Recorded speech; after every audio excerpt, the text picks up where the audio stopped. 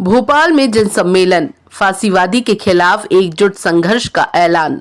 आपको बता दें, लोकतांत्रिक अधिकार मोर्चा डीआरएफ मध्य प्रदेश के नेतृत्व में नर्मदे भवन में मनुवादी संघी फांसीवादी विरोधी जनसम्मेलन का आयोजन हुआ, जिसमें लगभग 300 जनवादी प्रतिनिधियों ने संविधान और लोकतंत्र की रक्षा का संकल्प लिया। सम्मेलन में किसानों, मजदूरों, दलितों, आदिवासियों और अल्पसंख्यकों की भागीदारी रही। क्रांतिकारी सांस्कृतिक मंच आरसीएफ ने जनगीतों की प्रस्तुति दी। वक्ताओं ने भाजपा आरएसएस कॉरपोरेट गठजोड़ को फांसीवादी बताते हुए सामाजिक न्याय की लड़ाई को तेज करने की अपील की। इतिहासकार डॉक्टर रतनलाल ने इसे महार सत्याग्रह की वैचारिक निरंतरता बताया, जबकि डॉक्टर जितेंद्र मीना ने आदिवासी अधिकारों को संवैधानिक न्याय से जोड़ा। बुद्धसेन पटेल ने 52% आरक्षण की मांग दोहराई और सैयद साजिद अली ने ईवीएम हटाकर मतपत्रों से चुनाव कराने की मांग को लोकतंत्र की पहली शर्त बताया। सम्मेलन में 6 सूत्रीय न्याय संकल्प पारित किया गया, जिसमें जातिगत जनगणना, आरक्षण, शिक्षा, स्वास्थ्य सुधार, निजीकरण पर रोक, महिला अल्पसंख्यक अधिकारों की रक्षा और भोपाल के नाम परिवर्तन की साजिश का विरोध शामिल था। संयोजक मोनू यादव ने इसे जन प्रतिरोध की शुरुआत बताते हुए सभी जनवादी ताकतों से जनपद से न्याय पथ तक संघर्ष तेज करने की अपील की। आज आपकी अध्यक्षता में एक भव्य कार्यक्रम का आयोजन हुआ, क्या कुछ कहना चाहेंगे? आज जो है नरोदीय भवन में 20 दलों के जो 20 दल राजनीतिक दल हैं और पाँच छः से जो है तो सामाजिक संगठन थे, तो इन सब मिलाई करीब 25-26 संगठनों के लोग आज इकट्ठे थे। और उसमें ये था कि जो इस देश का मूल निवासी समाज है, SC, ST, OBC, माइनॉरिटी, ऐसे 4 वर्गों का ये आज कार्यक्रम था। और ये कार्यक्रम इसलिए था कि इन 4 वर्गों को आज़ादी के 78 साल में इन्हें जनसंख्या के हिसाब से अपनी भागीदारी नहीं मिली है। तो जिन लोगों को आज़ादी के 78 साल में अपनी भागीदारी नहीं मिली है, वो अपनी भागीदारी के लिए इकट्ठे हो रहे हैं और आपस में बातचीत करके एक बहुत बड़ी लड़ाई लड़ना चाहते हैं और उस लड़ाई को लड़ के ये अपनी भागीदारी पूरी करेंगे। आगामी आपने क्या रणनीति बनाई है, किस प्रकार से आप सभी विधानसभा को कवर करेंगे? आगामी जो हमारा प्रोग्राम है, एक बार मान्यवर कांशीराम जी ने नारा दिया था, बाबा तेरा मिशन है अधूरा। बाबा मतलब बाबा साहब भीमराव अंबेडकर। बाबा साहब तेरा मिशन है अधूरा, कांशीराम करेंगे पूरा। तो बाबा साहब भी चले गए, कांशीराम साहब भी चले गए और मिशन की लड़ाई लोग लड़ रहे हैं अपने अपने लेवल में। पूरे देश में SC, ST, OBC, माइनॉरिटी का दल बना के, संगठन बना के लोग लड़ाई लड़ रहे हैं। लेकिन जो लोगों को भागीदारी मिलना चाहिए, जो लोगों को हक मिलना चाहिए, वो नहीं मिल रहा है। तो उनको पूरी भागीदारी मिले, उनका राजनीति में पूरा नेतृत्व मिले, पूरी संख्या के साथ विधानसभा, लोकसभा, मंत्रिमंडल में उनको टिकट मिले। इन सब तैयारियों के साथ ये सामाजिक संगठन चलाए जा रहे हैं। और आने वाले मध्य प्रदेश के विधानसभा में 2028 में ये हम लोगों की कोशिश है कि हमारे ही लोगों के नेतृत्व में, हमारे ही भागीदारी में मध्य प्रदेश की सरकार बनेगी। इसकी हम लोग मजबूती से तैयारी कर रहे हैं, काम कर रहे हैं। मैं राष्ट्रीय गणना पार्टी का अध्यक्ष आनंद कुमार श्याम बोला हूँ, प्रदेश अध्यक्ष हूँ। और हम लोग जो है 30 दलों का एक छोटा मोर्चा बनाया है हम लोग।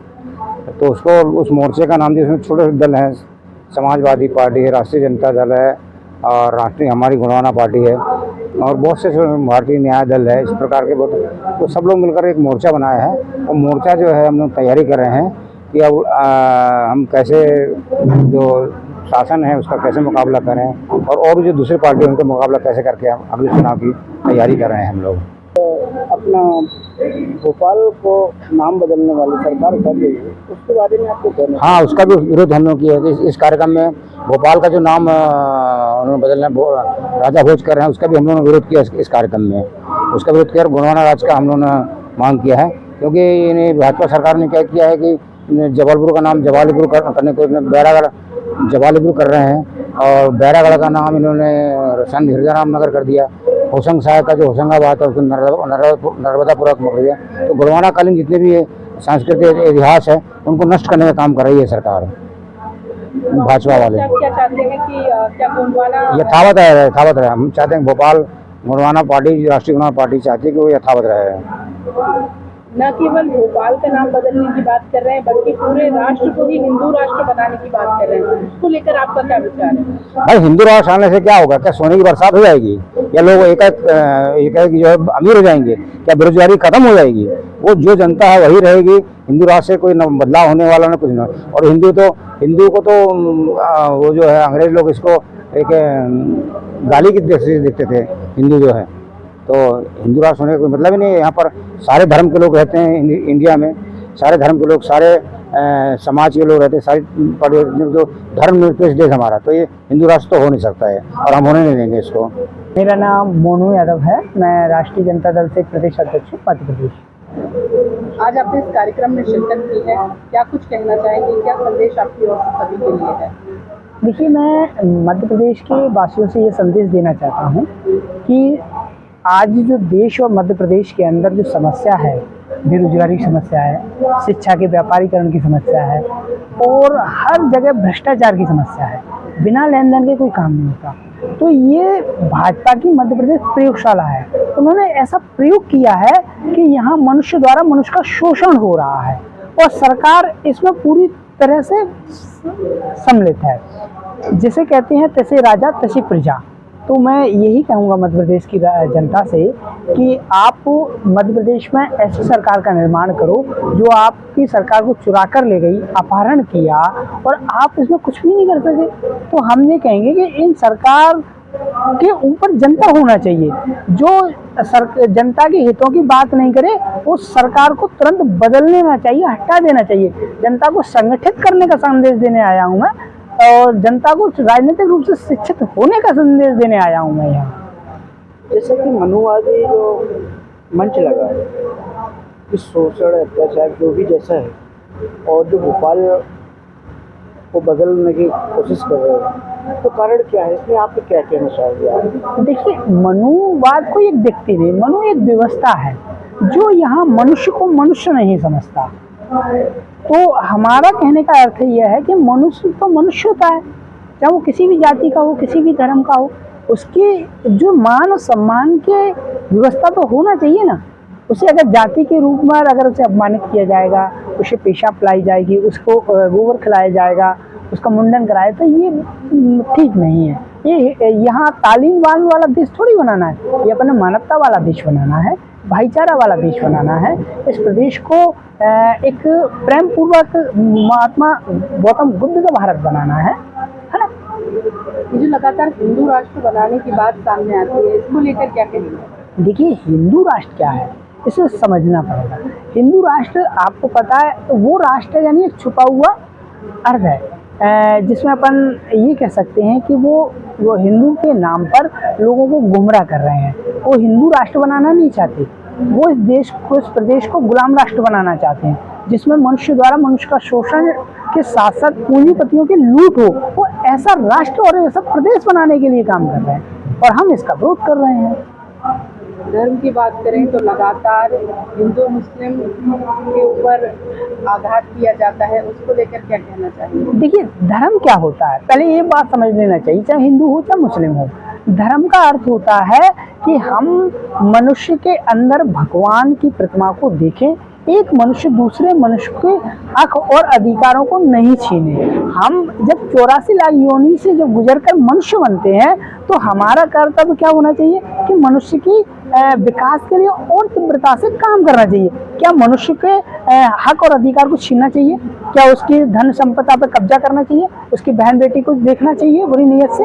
क्या यही है कि दूसरों की संपत्ति को हड़प लो, कि दूसरे को अपहरण कर दो या दूसरे को मार दो? ये धर्म है क्या? धर्म तो ये कहता है कि मेरे मार्ग पे चल, मेरे पथ पे चल और मनुष्य को खुद का भला कर और अपने आने वाली पीढ़ी का भी भला कर और यहाँ पशु का, पक्षी का, प्रकृति का सबका विकास कर। ये धर्म है।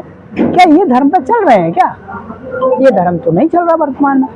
अगर धर्म वाली सरकार होती तो आज किसी भी हॉस्पिटल में चले जाइए, बिना धन के कोई काम ही नहीं होता।